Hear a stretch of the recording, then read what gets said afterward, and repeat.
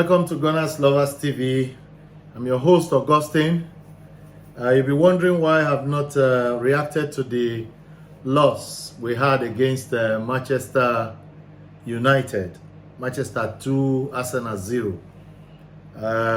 I took time to analyze the game, and I'm out now with my analysis of the game.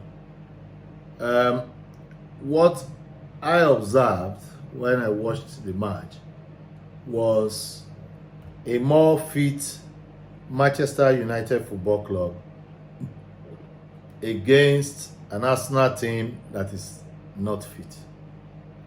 That is the first observation. The second observation is their link-up play was much more better than Arsenal's link-up play. Number 3, the partnership of Declan Rice and Havertz and Odegaard did not work. So we had flashes of brilliance at the beginning of the match, say first 15 to 20 minutes of the first half, where we had numerous chances which a prolific striker could have tucked into the net. From Nketiah, from other players who should have scored for Arsenal. Unfortunately, they did not score. If those goals had entered, the score line for the match would have been different. But as they always say, the wishes that people make are more than the reality in life. So the wishes that we had in mind, that if those goals had entered, if, why, what, all sort of permutation that we had in mind would not have, worked.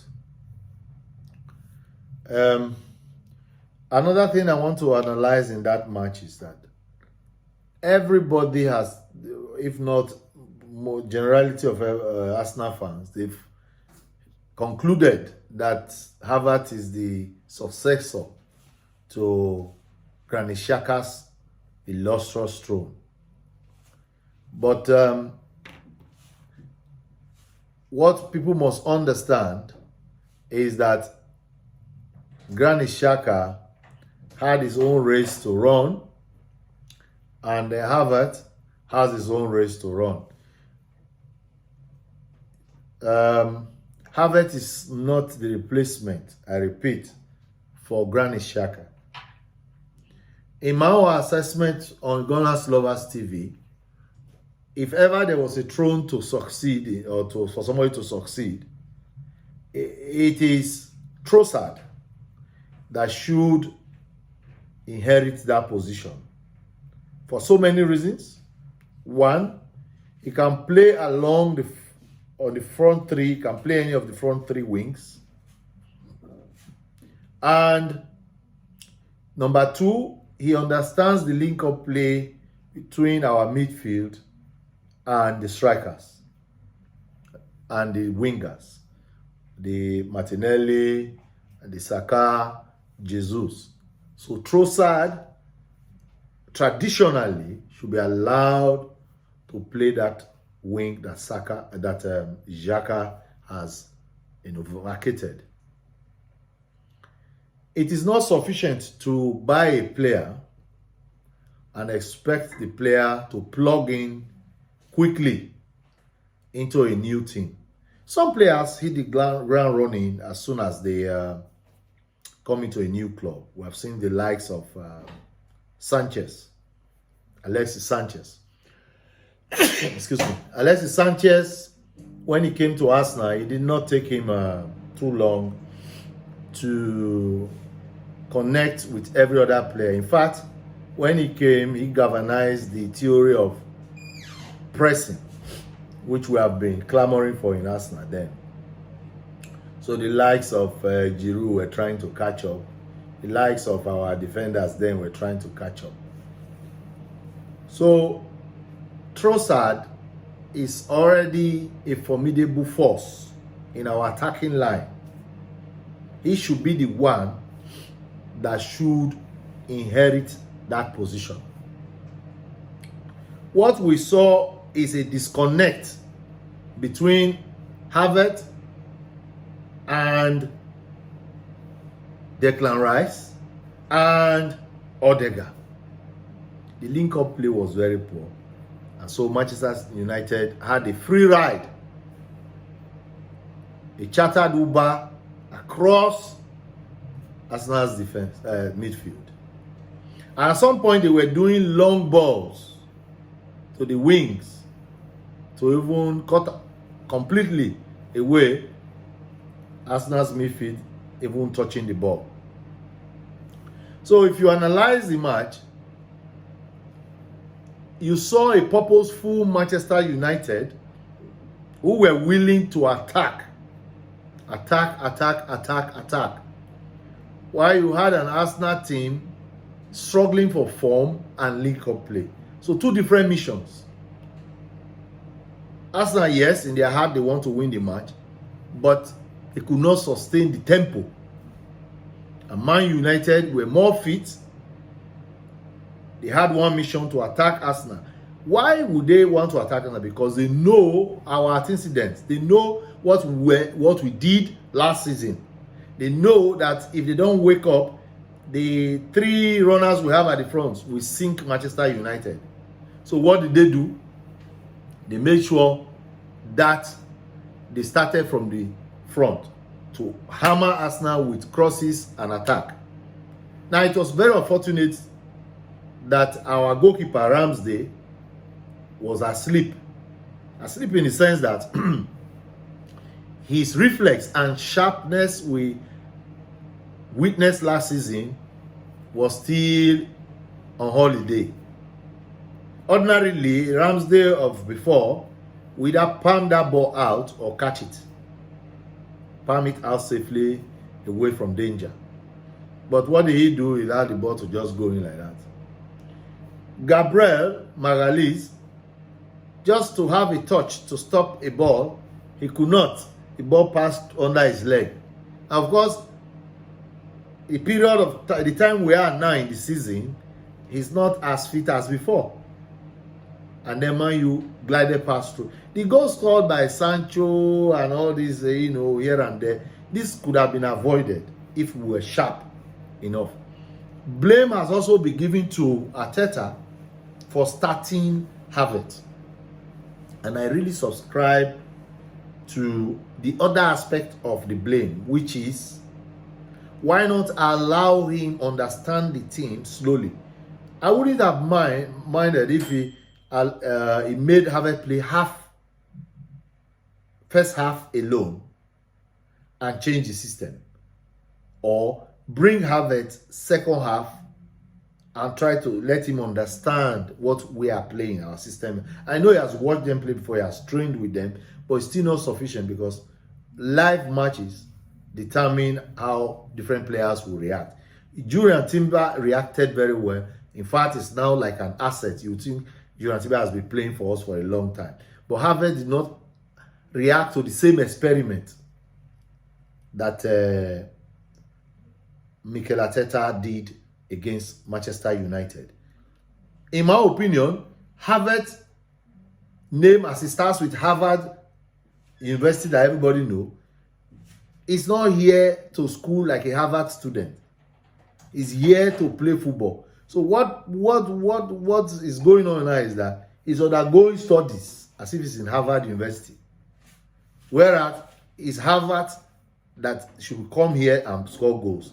But it's Harvard here in Arsenal to score goals or to help our link-up play?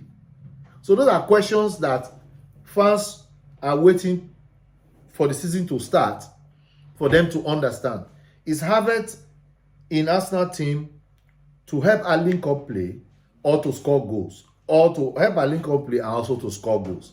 So these are questions that Arteta only can answer, because he's the one who bought Havertz and is the only one who can utilize him the way.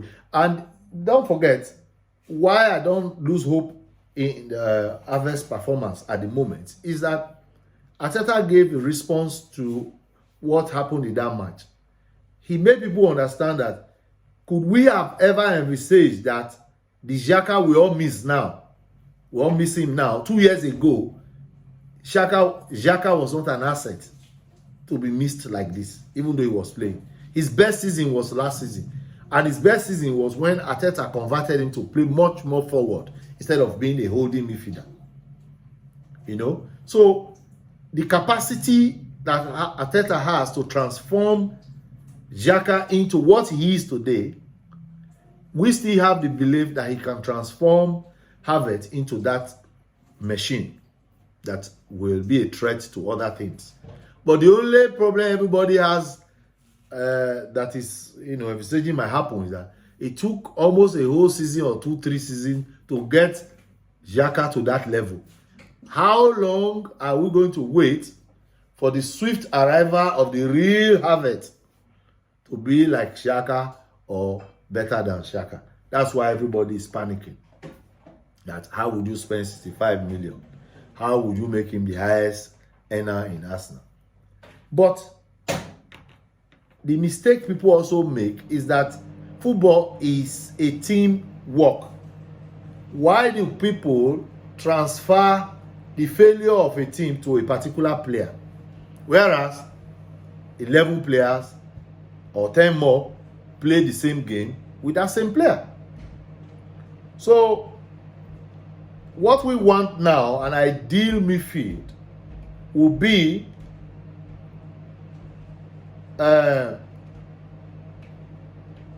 Declan Rice